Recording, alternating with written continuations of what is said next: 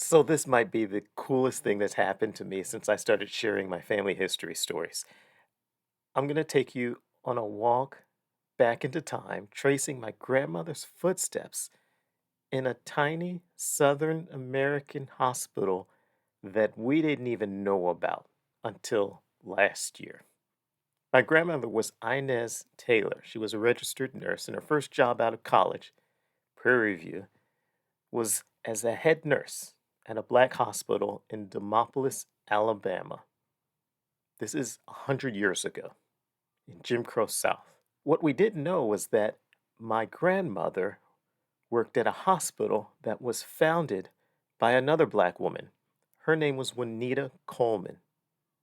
Juanita Coleman bought the house, turned it into a hospital, operated the hospital for at least 30 years, and she named it the Juanita Coleman Hospital. She named it after herself. So here's the crazy thing.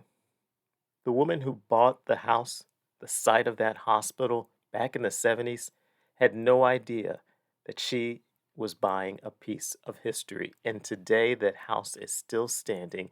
And thanks to some friends that I've made in Demopolis and the owner of the home, Miss Annie Smith, I finally got to see inside the house.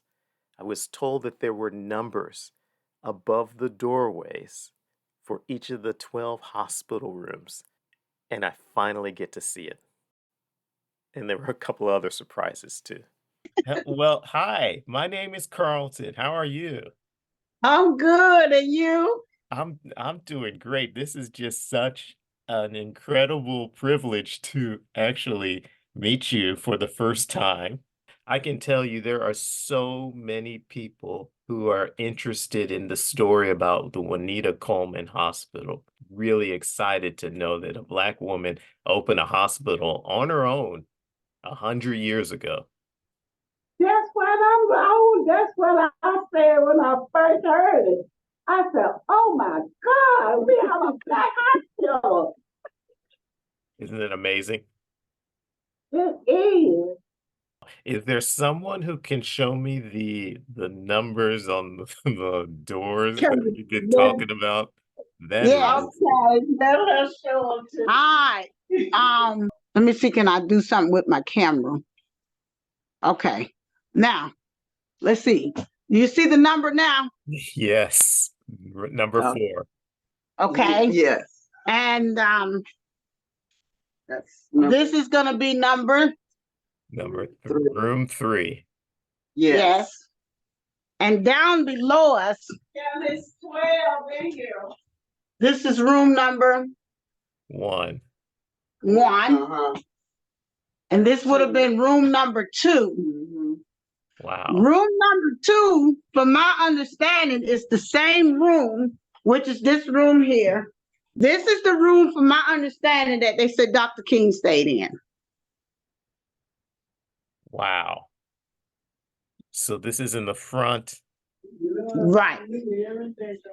of the home. Right.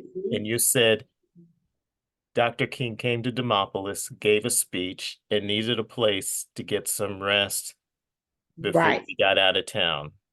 Yes. And in those days, he was moving very quietly and undercover because it was very dangerous for him. When you walked in the front door, Huh? this would have been the entrance. That's a So you would have that's a had. wide hallway. She said you actually could put a car. You could drive a car through it. With all the furniture taken out, you could literally drive it. So you would see your rooms as you came in. So we're walking down the hallway past the different hospital door rooms. Right. Exactly. So there was 12 rooms. This is one of the original.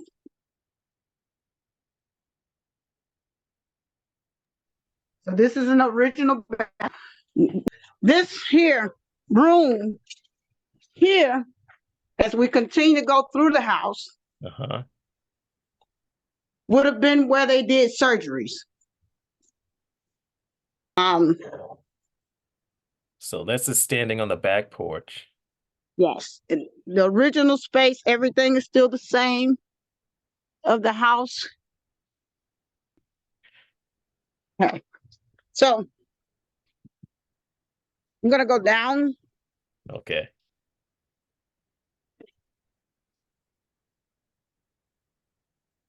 This is the entrance. Now, your sign would have been up to where that you see where the roofing is? Yes. From my understanding, the sign hung somewhere here. This is where you would come and sit and wait on this side and this door right here. So this was a part of the hospital. I mean, first of all, thank you for allowing me in to see the home. That's incredible, and that you've been able to maintain so much of that history that's already in there. What do you think of all this attention? Oh, I love it. Thank you, Miss Smith. We will be in touch.